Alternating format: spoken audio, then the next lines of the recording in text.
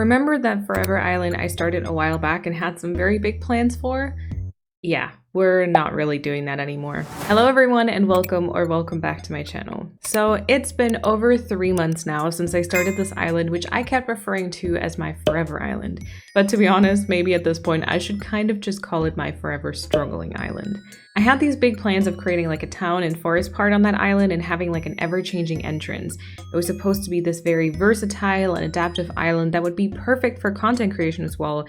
And it all just kind of crashed and burned. Let's talk through what happened and let me share my new plans with you. We initially started this island on the 9th of April, and after many rerolls, we finally found a map and ended up calling the island Calathea after my favorite plant type.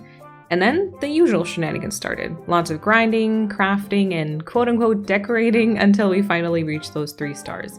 And usually this is where the actual fun starts and the decorating can begin. I already had my first idea for an inspo theme entrance, and I spent lots of time saving all kinds of pictures on Pinterest to get a better vision of the theme for this island.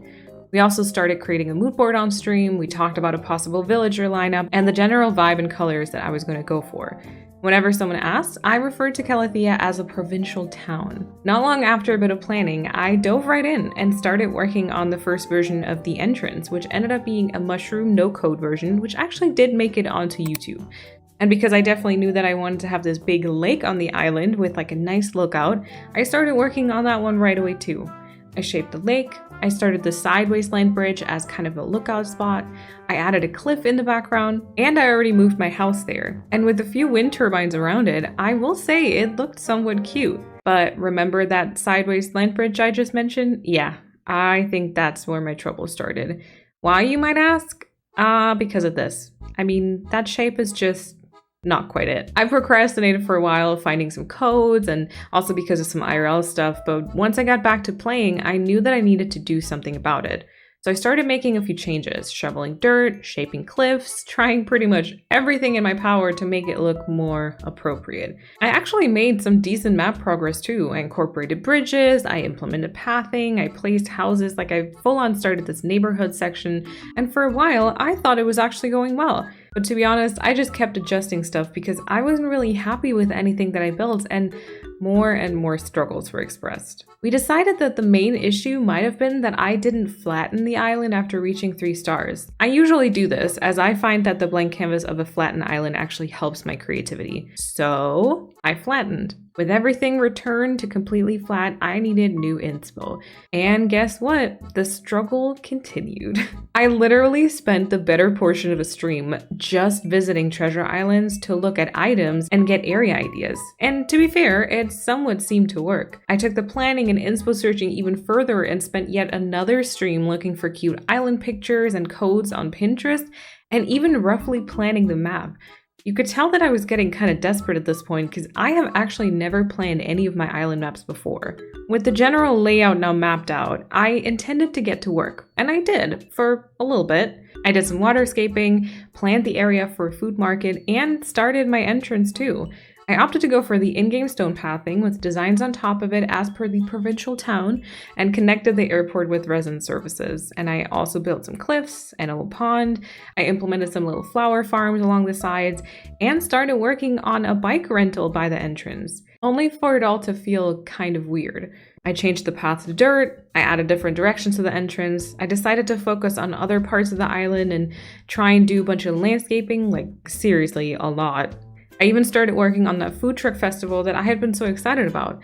I tried, like I really did, but something felt off. So I took everything down and switched up the decorations to add a witchy vibe to it. But yet again, or as my friend put it, maybe this layout is just cursed.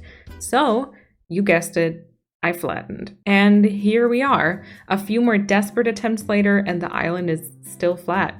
Actually, these last few days, I just spent working on my Critterpedia, and I think for the first time ever actually caught all the fish, which was fun to be fair. But I think I now know what my issue is, and it's twofold. Number 1, I need a theme. This has been a debate in the community in the past, but for me, honestly, I've realized again and again that I need more of a clear vision of a theme, because that gets my brain working, and it makes me come up with the storyline and therefore lots of different area ideas.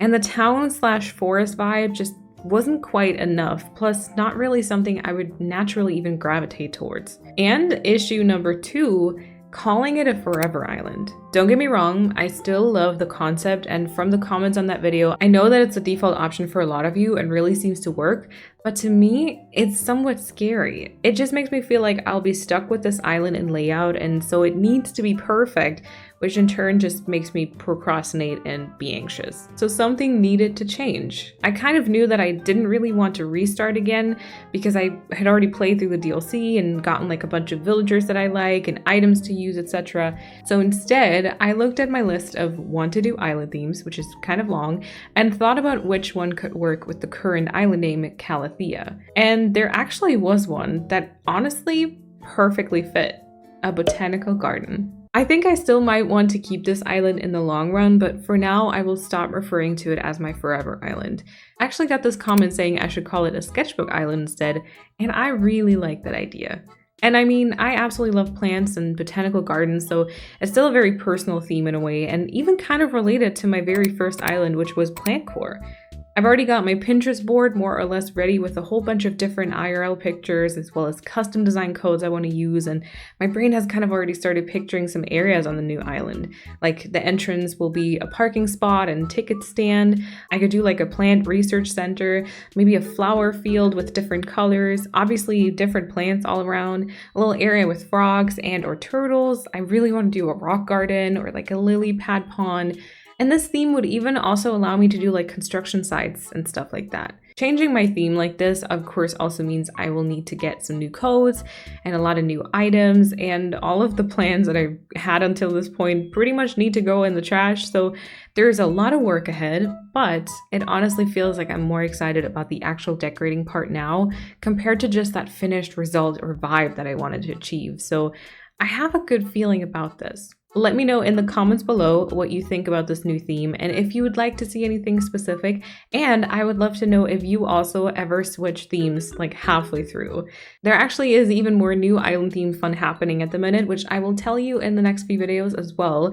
So if that sounds good to you, definitely make sure that you are subscribed. And then thank you all so much for watching. Make sure you also give this video a thumbs up, and then I hope that you have an awesome time until I see you in my next video. Bye everyone!